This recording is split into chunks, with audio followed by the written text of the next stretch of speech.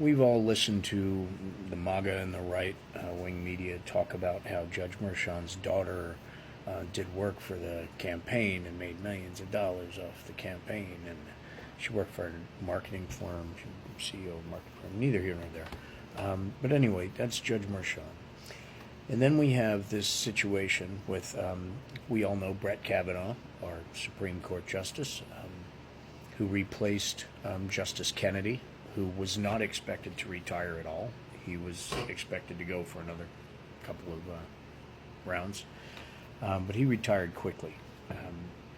Interesting thing about that is Justice Kennedy has a son who actually works at Deutsche Bank. He's one of the executives at Deutsche Bank. If we remember Deutsche Bank is the one that's, the Russian affiliate Alpha Bank, which is that server that was in the White House that was on 24/7, transferring data to Moscow, and no one really knew why.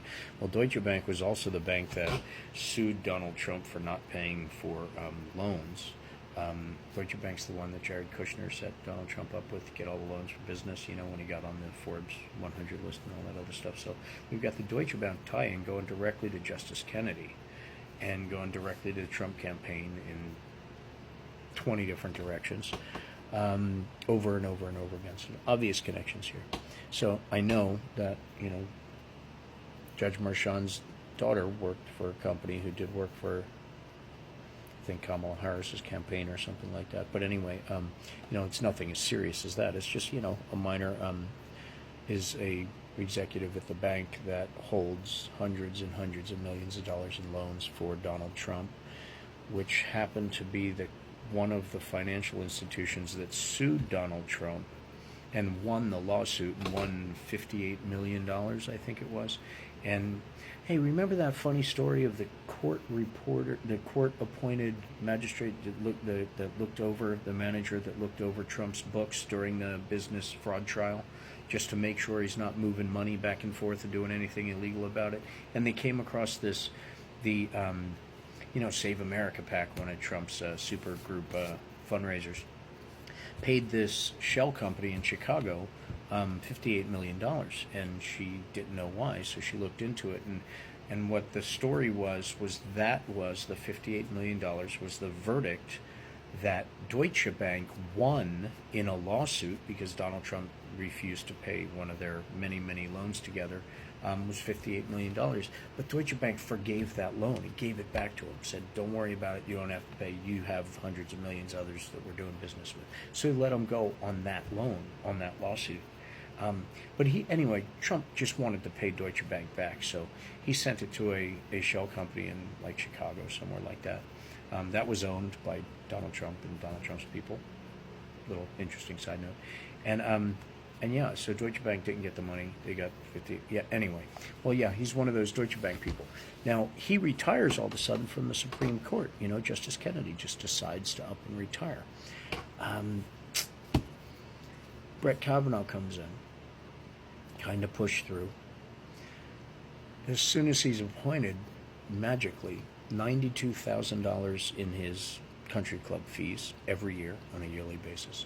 He had $200,000 in credit card debt and a $1.2 million mortgage. All of those instantly paid off, just like that. As soon as he got his bench, as soon as he got in the appointment hearing. Yeah, all of those paid off. So tell me again about Judge Merchan and how crooked he is, and donating $15 to Joe Biden he should recuse himself. So Brett Kavanaugh should be recused, like off the bench, completely. Then we have Clarence Thomas, $860,000 RV, $280,000 Bentley that he just forgot about. Oops. $4 million worth of donations. And I mean, that's okay because, now that the Republicans, made this law that, and to do everything their way, the Supreme Court didn't want to be outdone, so they also made a law that basically it's legal for judges and for the Supreme Court to actually get gifts after verdicts are read, after cases they have in front of them, just as a thank you, as a tip. They called it a tip. So they're allowed to get gratuities. That was the word. So they're allowed to get gratuities. And the Supreme Court made that legal. I don't know if because of all the gifts they've been getting for decades that they refuse to follow the law and let us know about. Besides all that, that's what we have in front of us right now. So, how do we fix all of this in one shot, right across the board? To vote, to make sure we get Democrats in every electable seat we can, so we can fix what's broken, so we can get the people out that shouldn't be there in the first place, that are selling our souls worldwide to the absolute wrong people, that are stripping the rights from women every day, state by state, that has a Project 2025 that is the most dictatorship, evil plan that turns the United States below Russia, North Korea. That's where this country that we all love is headed. And if you think that's,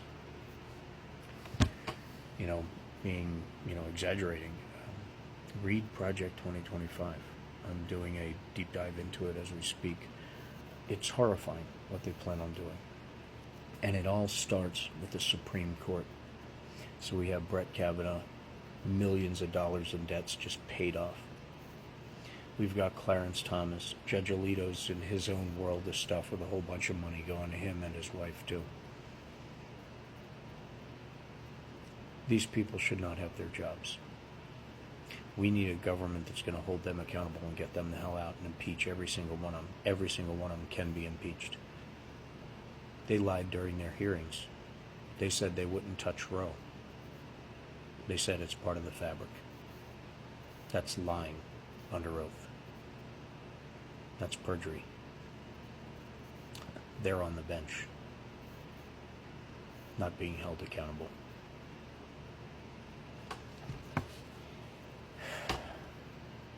These things are important, and the debate tonight is going to show